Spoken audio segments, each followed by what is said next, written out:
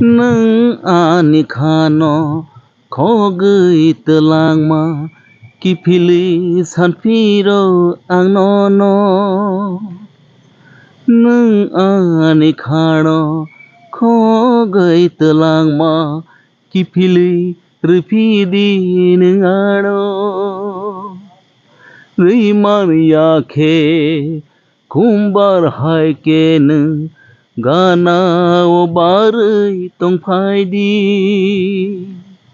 Nang ani khano khogui telangma kipili sanpiro ang nono. Nang ani khano khogui telangma kipili sanpiro ang nono. Riman yake nang kumbar hai